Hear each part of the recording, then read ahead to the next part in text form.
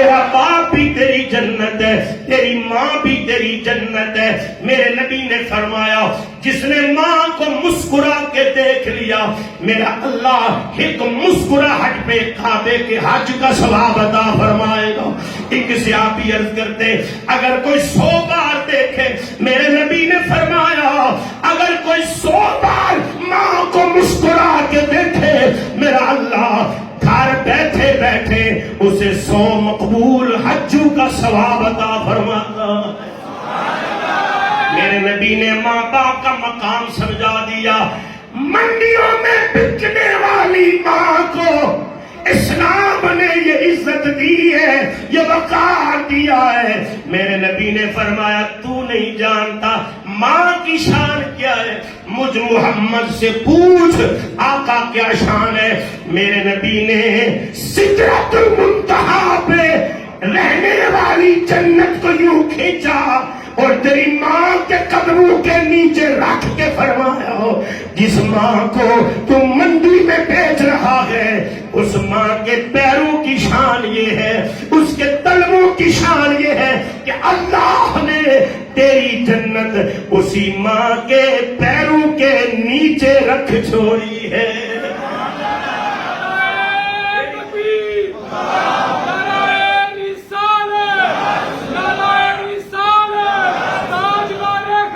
رات کا وقت ہے، عشاء کی نماز پڑھانے میرے آقا تشریف لائے۔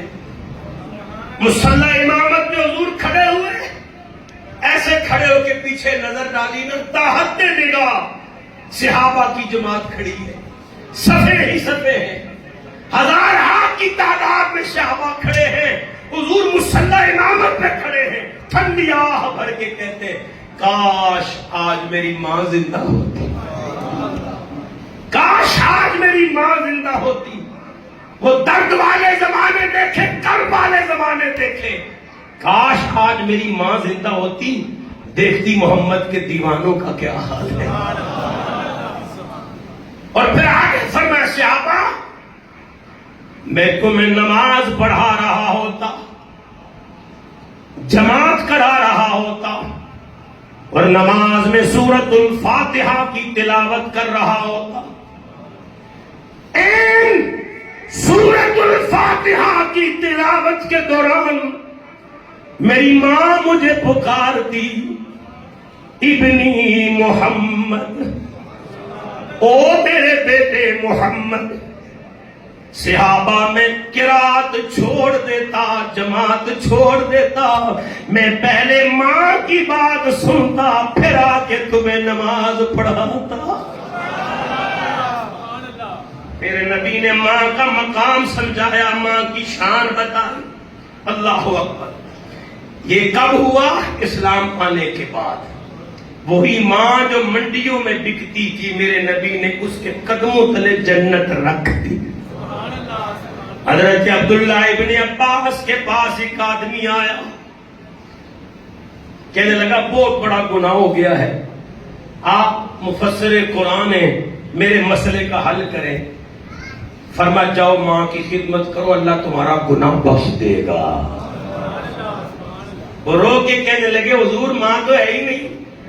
فرمایا پھر جاؤ خالہ کی خدمت کر، ماں کی بہن کی خدمت کر، اللہ تیرا گناہ بخش دے گا۔